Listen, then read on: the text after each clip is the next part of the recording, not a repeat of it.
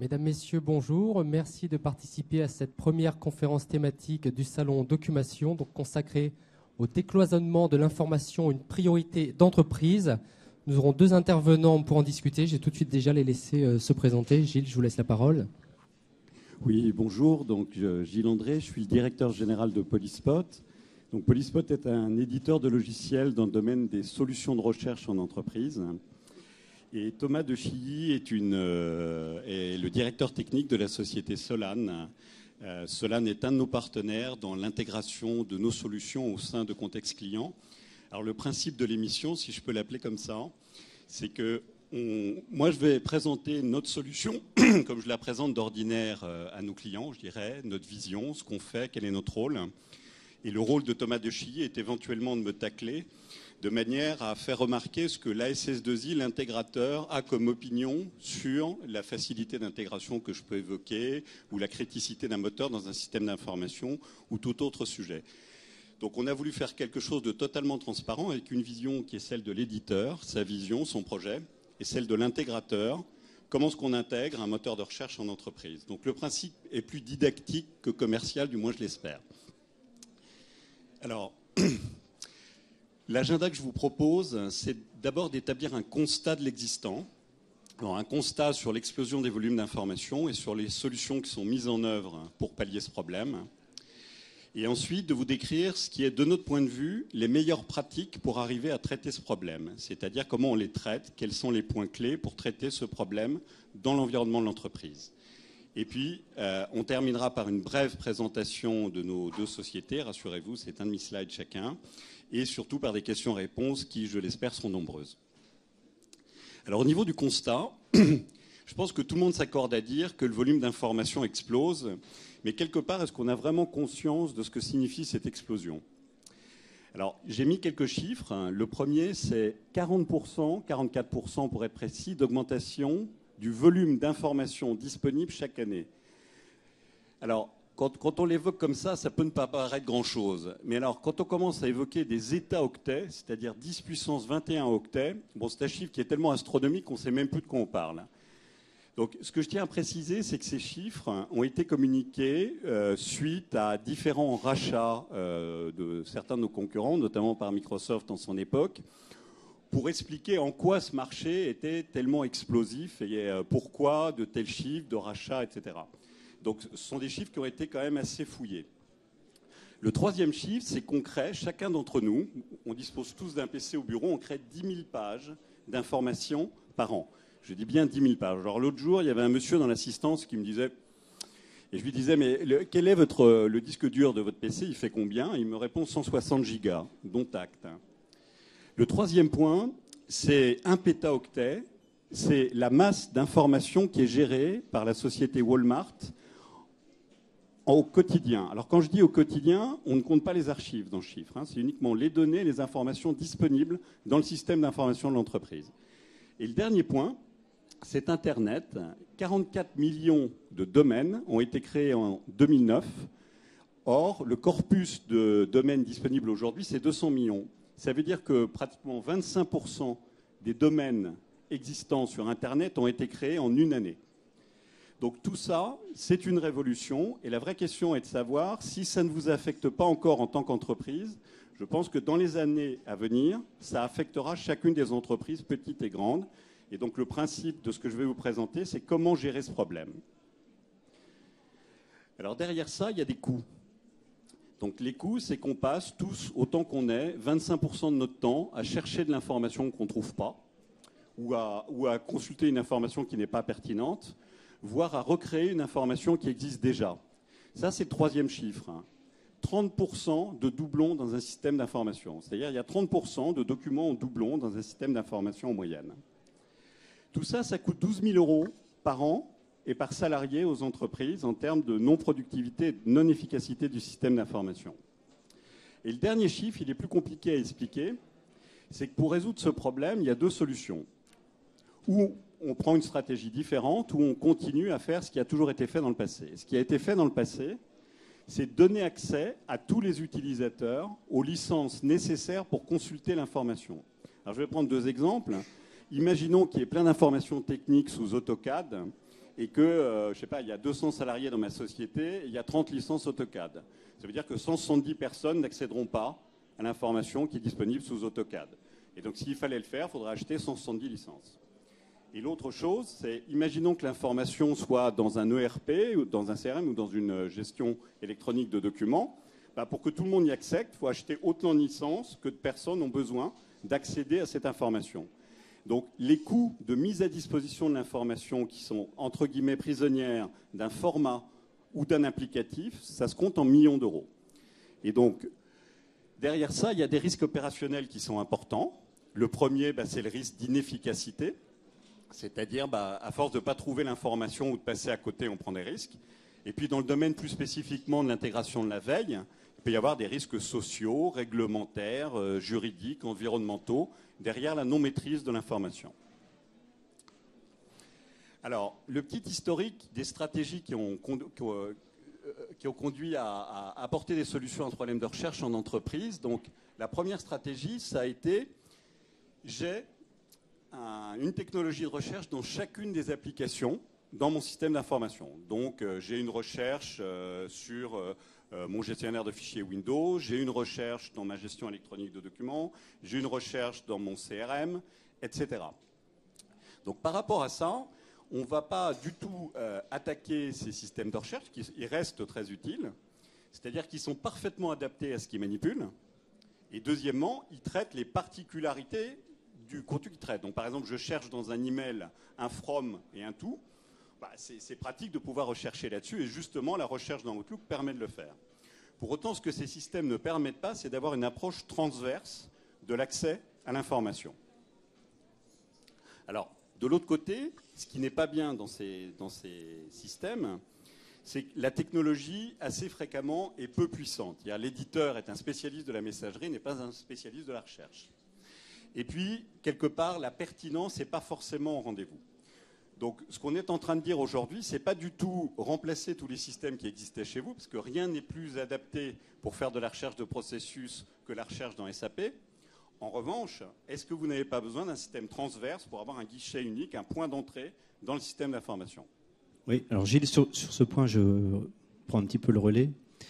Quelques exemples, en fait, qui illustrent la réalité de cet état des lieux.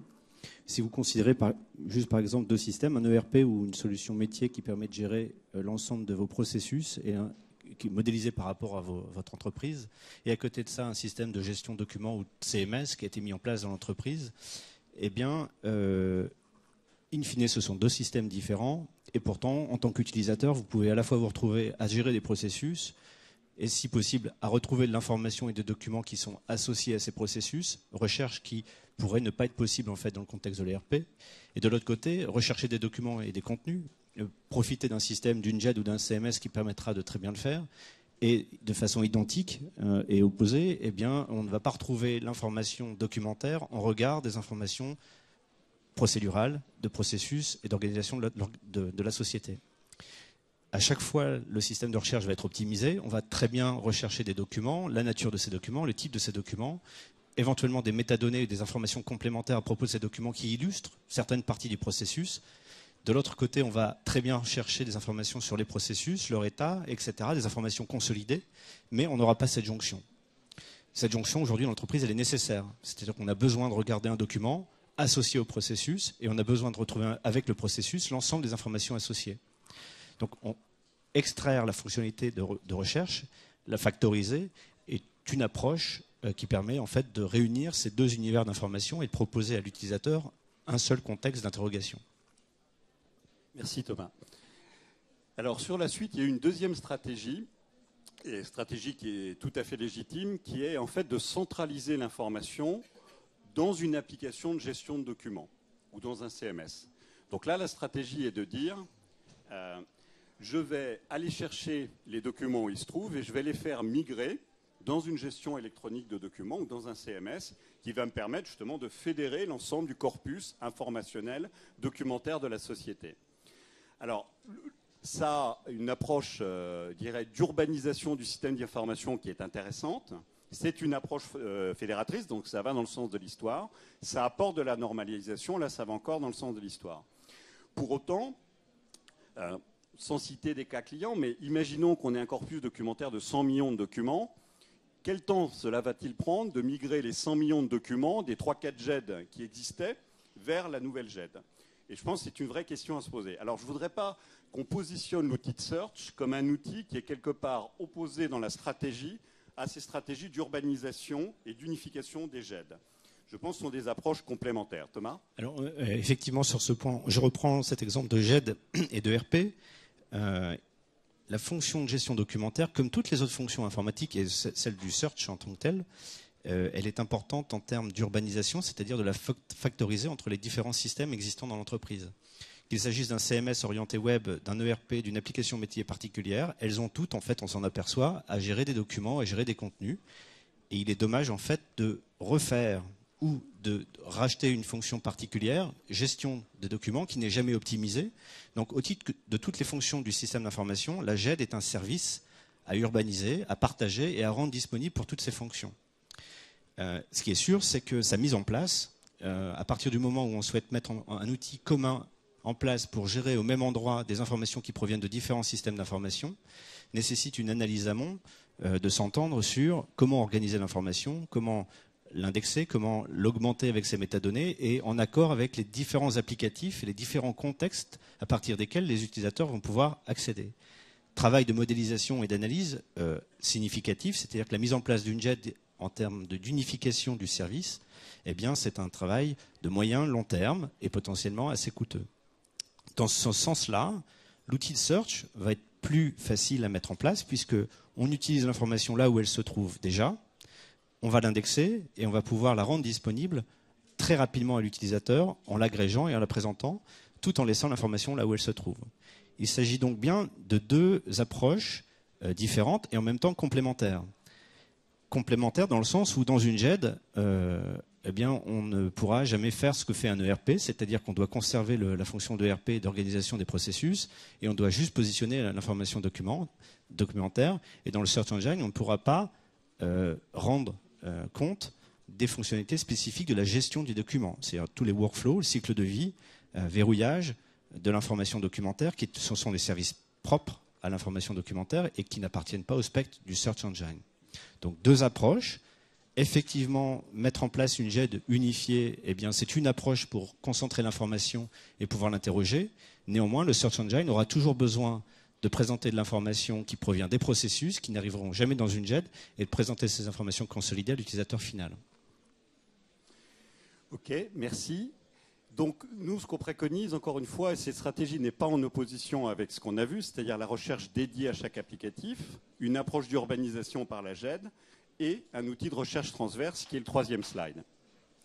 Donc là, aujourd'hui, on est plusieurs éditeurs sur le marché à avoir adopté une approche où on va chercher l'information dans les systèmes amont, on va l'accéder au travers de connecteurs, on y reviendra tout à l'heure, parce qu'il faut bien être à même d'y accéder, et on va la redescendre dans ce qu'on appelle un index, c'est-à-dire en gros un système de stockage permettant d'offrir des temps de recherche, des temps de réponse excessivement performants sur des corpus importants. Donc là, aujourd'hui, ce que je crois, si vous voulez, c'est qu'on est arrivé à un moment où la masse d'informations et la versatilité des systèmes d'information font que certains de ces outils, de mon point de vue, ne sont pas forcément adaptés à l'aune des différents projets qu'on a pu mener en entreprise. Je voudrais juste vous dire que l'index, aujourd'hui, c'est donc une structure qui est relativement figée. On a tous l'habitude des bases de données relationnelles. Et dans une base de données, c'est très transactionnel, on fait ce qu'on veut, on peut faire de la mise à jour en haut volume, etc. Un index, une fois que c'est fait, c'est juste fait. Et après, quand on a à revenir dessus, parce qu'il y a eu un changement d'organisation, parce que nos gammes de produits ont évolué et que le système de classification de nos produits a évolué, parce qu'on a racheté une société, comment on fait et comment est-ce qu'on réinteragit avec ce processus d'indexation? Donc, notre point de vue aujourd'hui en tant qu'éditeur, c'est que les technologies de recherche doivent évoluer vers plus de flexibilité, parce que la flexibilité, c'est la capacité à représenter le système d'information dans son état actuel, pas dans son état passé. Donc, ce que je vais vous présenter tout à l'heure, en fait, ça va être quelle stratégie adopter de manière à apporter de la flexibilité, d'un côté, tout en conservant la performance d'un moteur de recherche. Alors, c'est certainement l'un des enjeux les plus importants.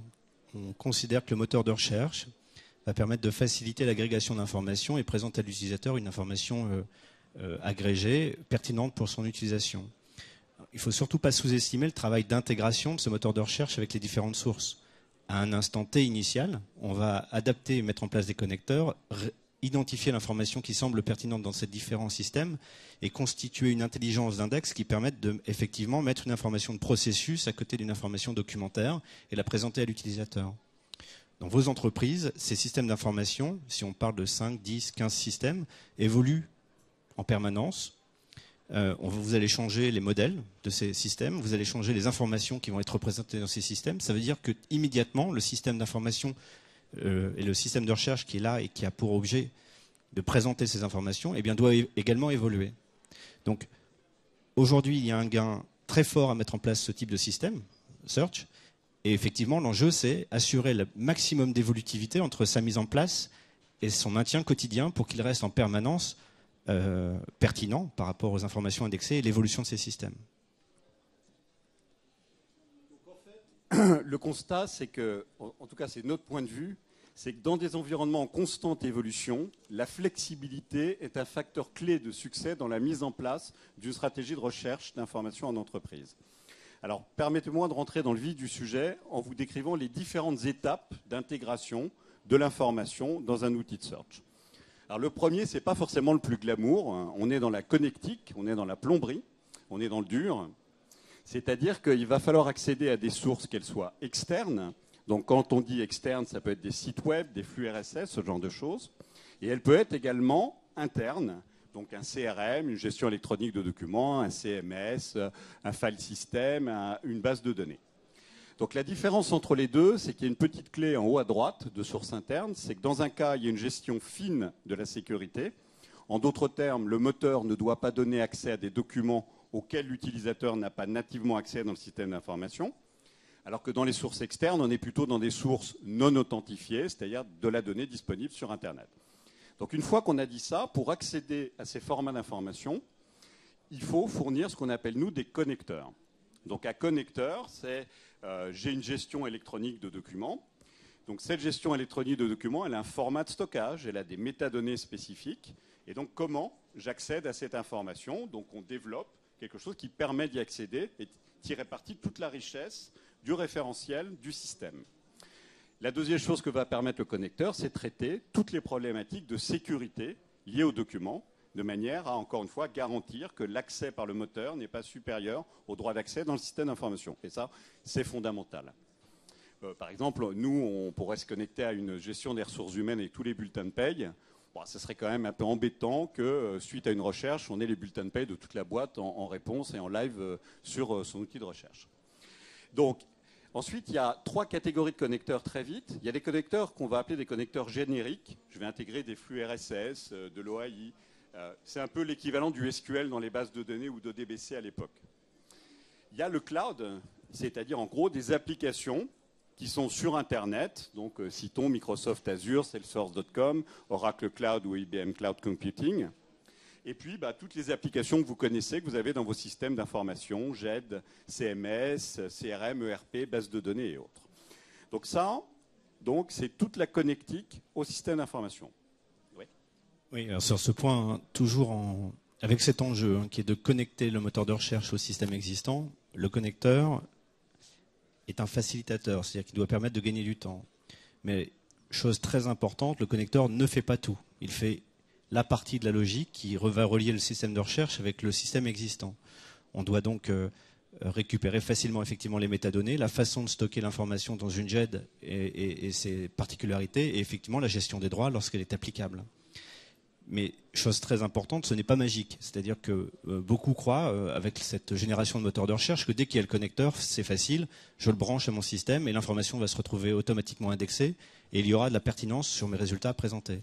Non, non, parce que le connecteur permet d'accéder aux données et vos données sont forcément spécifiques. Vous les avez organisées d'une façon avec certains champs de métadonnées, certaines informations complémentaires, certaines relations entre ces informations. Et ça, le connecteur est agnostique en fait de cette organisation. Il s'agit de la mettre en place, d'extraire les bonnes données, la bonne fréquence, la bonne présentation de ces informations. C'est là que se trouve cette potentielle adhérence nécessaire, hein, c'est-à-dire que vos données vivent, rendent compte d'un service qui est important pour votre entreprise, et en même temps, il faut assurer au moment de l'intégration le maximum de force et d'évolutivité.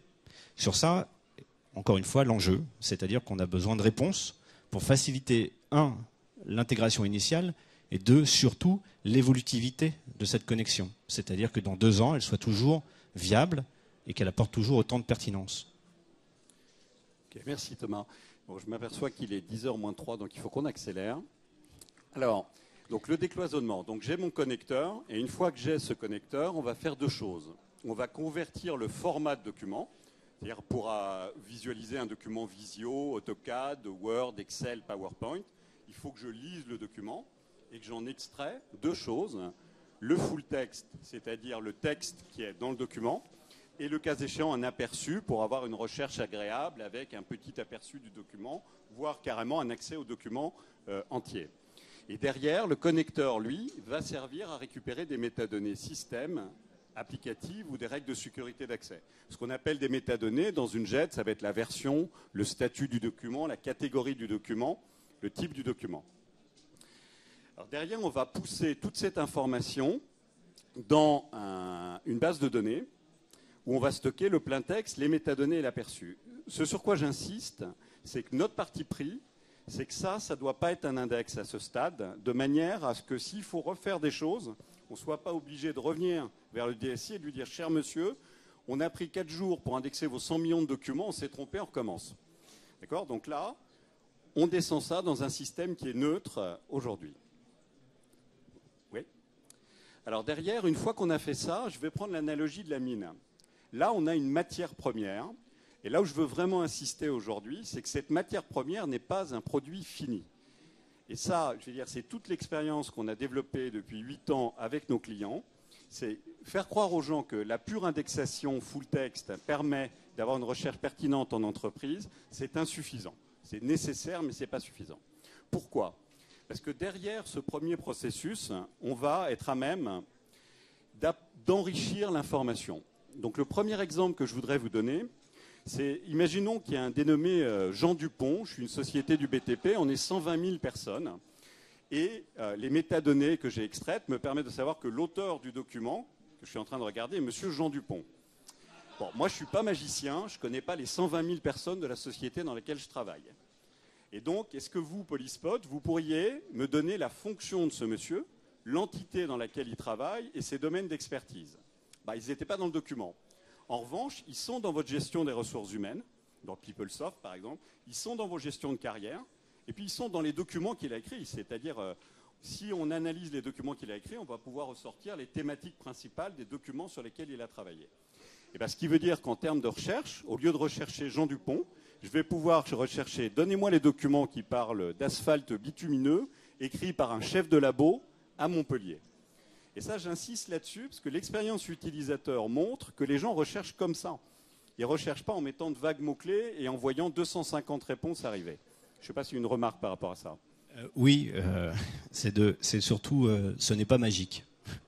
Dans le sens où ces outils sont de plus en plus performants et incroyables, dans le sens où on sait reconnaître automatiquement des entités nommées, des prénoms, des noms. Comme Gilles l'indiquait, on est capable de rapprocher de l'information par rapprochement sémantique ou autre. L'outil fait du travail pour présenter ce qu'on appelle de la pertinence. La pertinence, ça signifie on veut de l'information utile pour l'utilisateur qui en a besoin.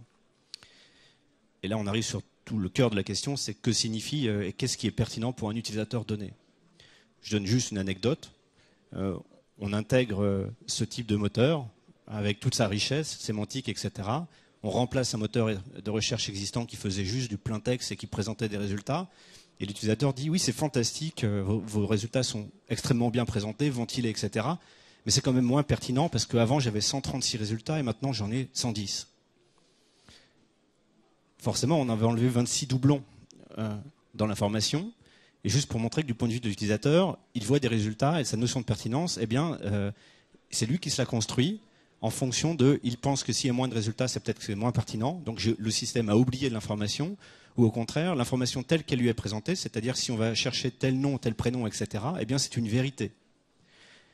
Encore une fois, comme pour tout système d'information, il faut construire et savoir pourquoi on a besoin de présenter telle information à telle personne dans l'entreprise et tel acteur, s'assurer qu'une fois extraite de son système d'origine et recomposée, elle va faire sens, et surtout, elle ne va pas faire contresens ou apporter une information qui serait erronée. On a donc une fantastique boîte à outils qui fonctionne très bien, dont la maîtrise de l'intégration est s'assurer qu'on apporte vraiment de la plus-value à l'utilisateur final. Donc, magnifique boîte à outils à utiliser avec beaucoup d'analyse et surtout orienté utilisateur toujours. Merci.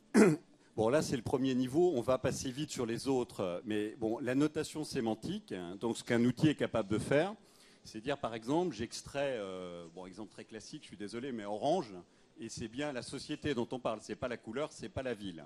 Donc ça, c'est ce qu'on appelle extraction d'entité.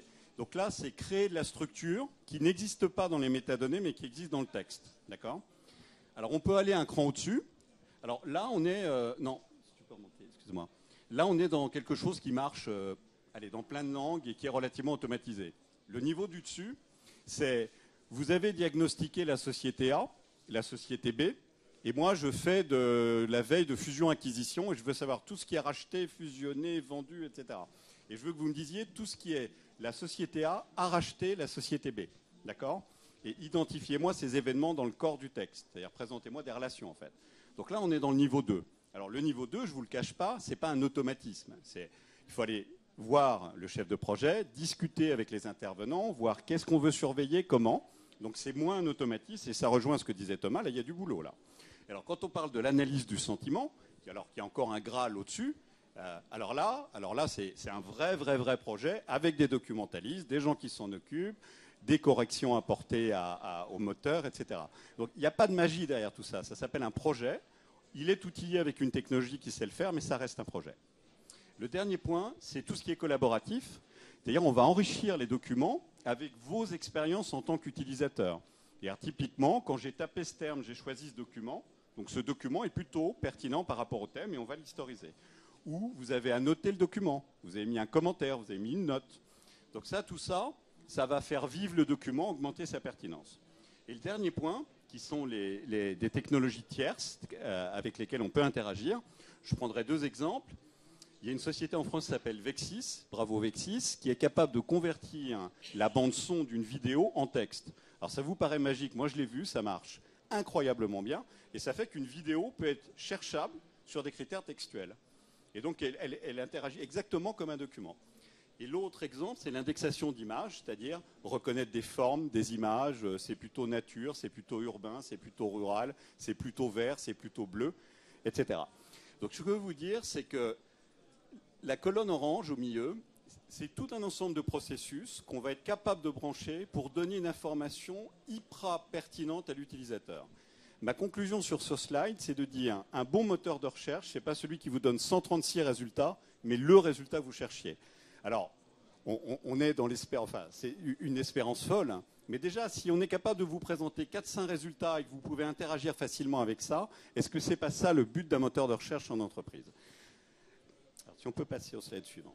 Alors là, on passe à un slide sur lequel je vais aller très très vite, donc tu peux y aller, tu le descends s'il te plaît. Il est très technique, parce qu'en fait, la plupart des moteurs de recherche, on commence à en parler sur l'indexation et la recherche, d'accord ?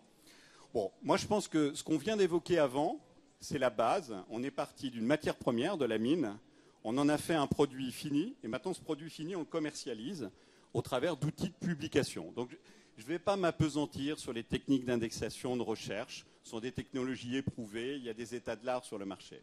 En revanche, notre approche, c'est de dire ce qu'on a créé ici comme valeur d'information, on doit être capable de le consommer par des applications qu'on fournit nous, mais par les applications qui sont également chez vous. C'est-à-dire, vous avez un site web. Est-ce que je peux utiliser ce type de technique sur mon site web ? Bien sûr que oui, c'est fait pour ça. J'ai un portail. est-ce que je peux émuler le moteur de recherche dans mon portail sans créer une nouvelle application dans mon entreprise? La réponse est oui.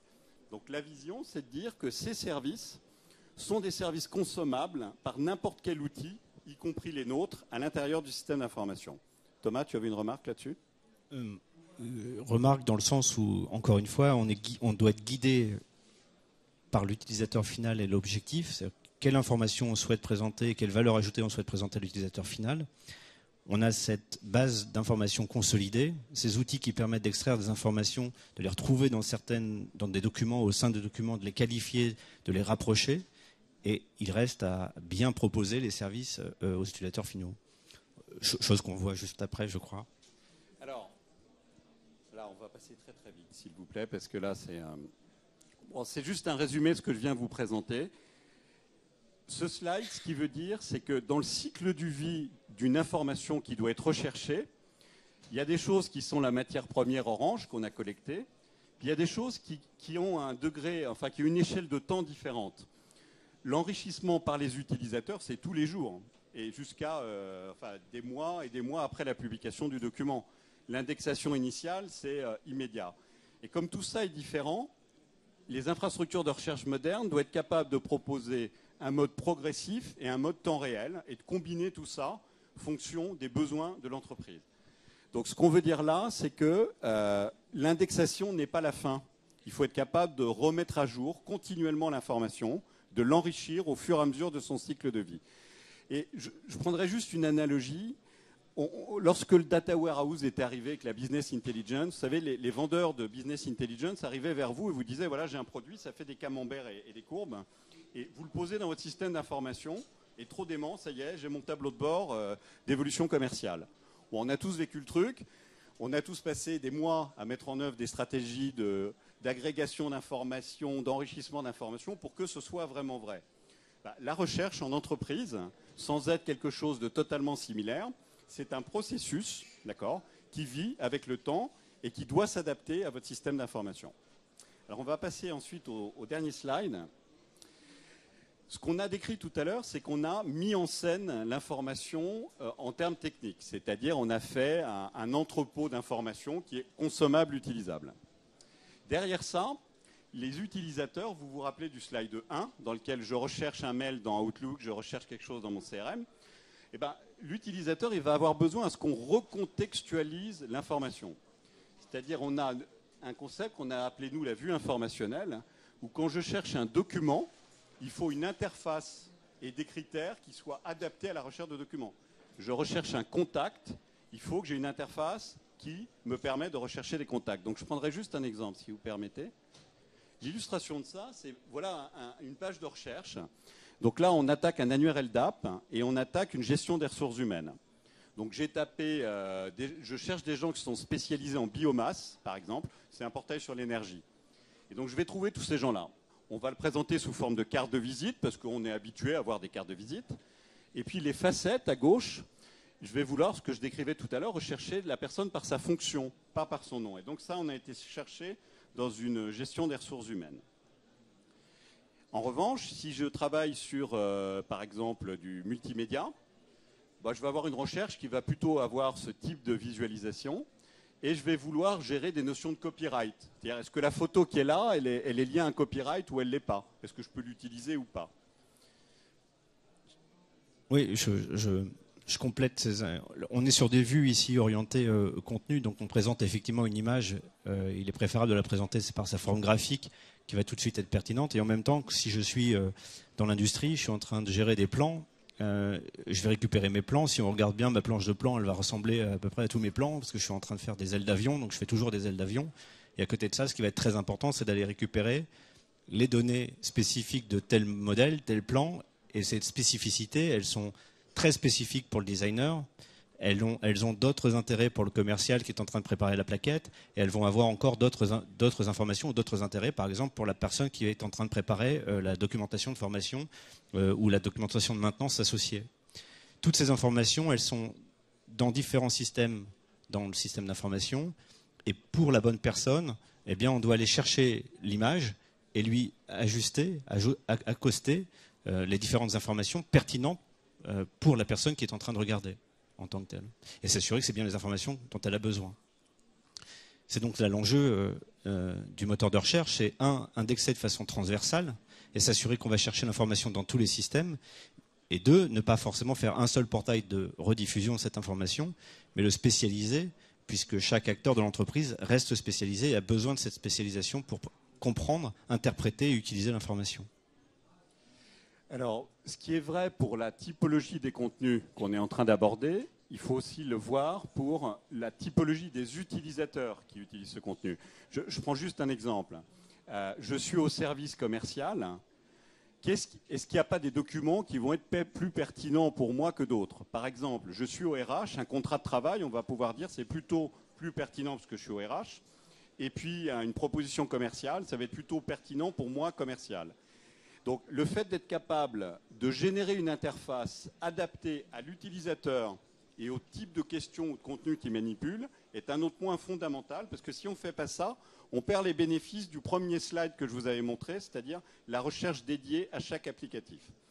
Donc si je résume ce qu'on vient de voir, on a dit que l'indexation transverse, c'était une véritable stratégie d'entreprise et qu'elle apportait beaucoup de pertinence, mais que cette pertinence qu'on a créée en créant ces entrepôts d'information, on doit être capable de la contextualiser de manière à ce qu'on retrouve chacun les petits, nos petits, dans la forme dans laquelle on attend de les manipuler.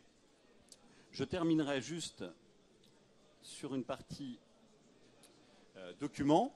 Donc là, par exemple, c'est une vue document. Et donc, dans une vue document, on va trouver des champs comme la date, le format du document, la langue, l'auteur et la fonction de l'auteur. Puis dans un document, nous, ce qu'on veut, c'est être capable de balayer et de voir les aperçus du document, de passer de la page 1 à la page 2, parce que là, je suis en train de manipuler des documents. Vous comprenez ce que je veux dire? Donc ça veut dire qu'en gros, ce qu'on appelle là-haut, les onglets qui sont là-haut, qui sont des vues, la vue va permettre un comportement adapté à la manipulation de chacun des contenus qu'on a à manipuler. D'accord? C'est à peu près clair? Je rajoute sur ce point, c'est qu'on a l'information générique du document, forcément importante.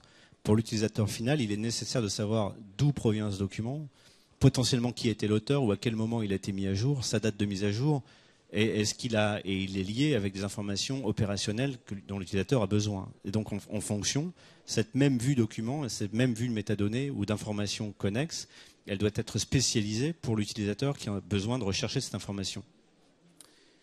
Alors, ensuite, les cas d'application. Donc, on a vu toute cette stratégie de mise à disposition d'informations et de recherche transverse en entreprise. Donc, les cas d'application, ça va être: je vais me substituer à la fonction de recherche d'une gestion électronique de documents, d'un portail, d'un site Internet, tout en conservant son interface utilisateur. Le deuxième cas, j'ai une approche transverse du système d'information, les exemples que je vous ai donnés. Donc, je suis un portail de recherche transverse.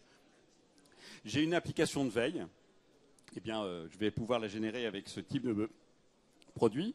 Je veux faire du décisionnel en mélangeant des données structurées et non structurées. Bon, pareil, on va le faire avec ça. Et enfin, les applications métiers. Les applications métiers, je vais vous donner quelques exemples.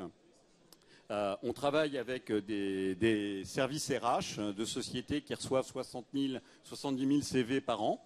On va lire ces CV, on va les catégoriser en disant, par année d'expérience, par compétence, par territoire, par fonction, etc., automatiquement. Et on va les rapprocher des fiches de poste. Pour cette fiche de poste, donnez-moi les CV les plus récents et les plus pertinents qu'on ait en base. Voilà. C'est une assistance au recrutement.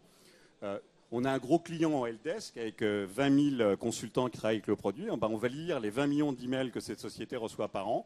On va les catégoriser, on va faire des tendances, on va les classer par panne, on va aider à trouver la bonne résolution par rapport au bon incident, etc. Donc ça, c'est ce qu'on appelle des applications de recherche métier. Donc ça veut dire que la recherche, ce n'est pas transverse seulement parce qu'il y a plein de silos d'informations qu'il faut décloisonner, mais aussi parce qu'il y a plein de cas d'utilisation de la recherche. Et à quoi sert de répliquer une technologie quand c'est la même? Et donc nous, l'idée, c'est de positionner la recherche comme une infrastructure du système d'information, un outil d'infrastructure réellement. Alors on terminera par les bénéfices clés très vite. Donc une infrastructure, ça permet l'évolutivité et l'indépendance. On passe d'une GED à une autre, et la continuité de service est assurée parce que cet outil permettra d'accéder aux deux GED et donc d'assurer la transition. Haute disponibilité, on rencontre de plus en plus d'entreprises qui ont des corpus de documents qui se comptent plutôt par centaines de millions que par dizaines de millions. Bon, il faut être à même d'offrir une recherche performante à ce type de volumétrie. Flexibilité, performance, ce qu'on vous disait, c'est quand votre organisation évolue, il faut pouvoir le reproduire dans le moteur de recherche. Donc cette association base de données, index. Et le dernier point, c'est le respect des contrats d'infrastructure et de sécurité. Un outil de recherche qui vous impose une seule contrainte en matière de sécurité ou de mise en œuvre de composants dans votre système d'information, c'est une erreur à la base. Si un système de recherche est intrusif, ce n'est pas un bon système, hein, parce que justement, on est ce qu'on appelle data-driven, c'est-à-dire on doit s'adapter à ce que vous avez et pas l'inverse. Bon, voilà, en gros, vous voulais peut-être rajouter un truc sur les bénéfices, Thomas ou... Ils sont tous là. Bon. Et donc, pour finir très brièvement, je te laisse présenter Solane. Oui, en quelques mots, Solane, société franco-anglaise, on est une trentaine de collaborateurs, nous sommes spécialisés en services, conseils, intégration, accompagnement de nos clients sur le domaine de l'Enterprise Information Management, donc tout ce qui va être intégration de systèmes de gestion de contenu. On effectue effectivement les missions de conseil, donc d'accompagnement des maîtrises d'ouvrage, des maîtrises d'œuvre, dans la définition de ces systèmes, dans la définition des urbanisations et des architectures.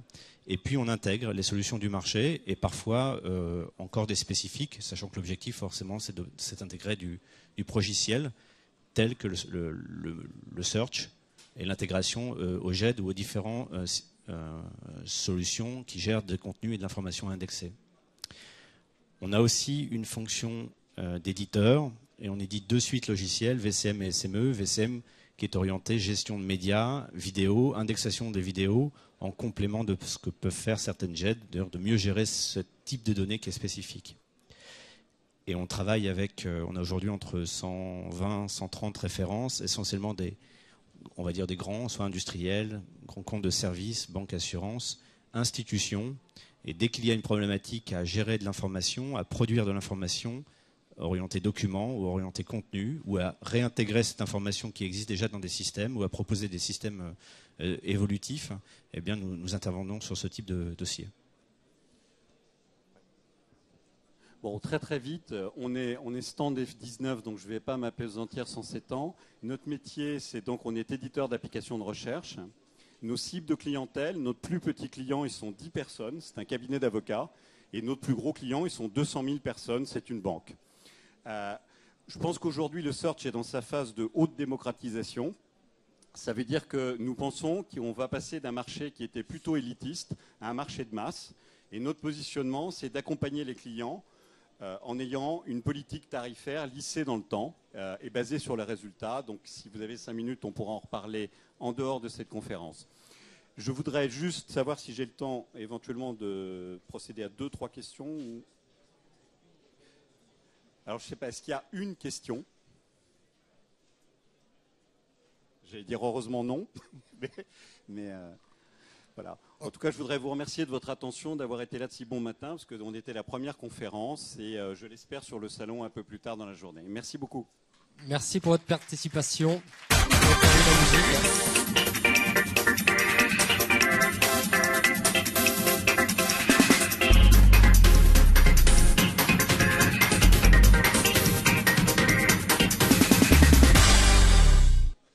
Et donc la prochaine conférence sera dès 10h30, donc dans 10 minutes, ici même.